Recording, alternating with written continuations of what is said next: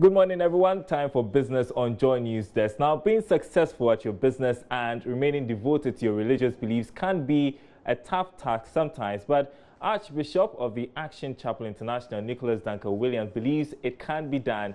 He urges Christian business owners to apply Christian values in the running of their businesses.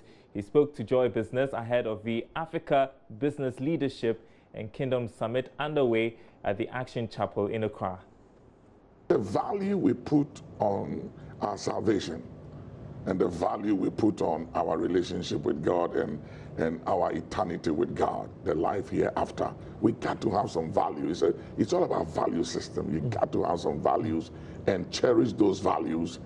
And I tell my kids, I say, hey, I restrict myself to a particular lifestyle. And I do that intentionally, not to take certain chances in life. So, for instance, I can drive, but I don't drive. You never see me driving. And it's part of my personal discipline that I don't go anywhere alone. You don't see me anywhere alone. Anywhere you see me, I'm with somebody. I always have people around me. And I do that to check myself. Because at a point, at a particular place in life, you can't take certain chances. And I don't trust these freedom games, you know. At a point, you can't do that. There should be some control. You have to be, I call it mastering. Mastering.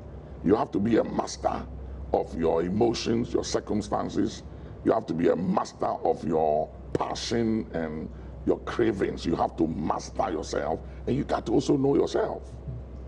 Papa, you're bringing TD Jakes. I mean, I watch his TV network, another very practical person as well, a strong believer and a leader as well.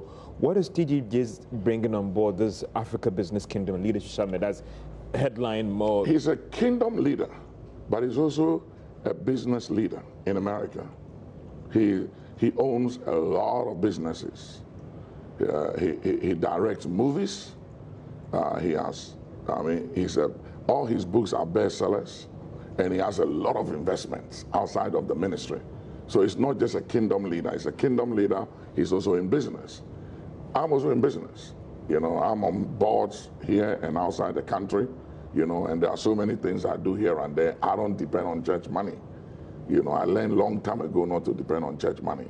So I can have the courage and the audacity to say what I have to say without fearing anybody's face. When you depend on church people and their monies, there are some things you can't say it.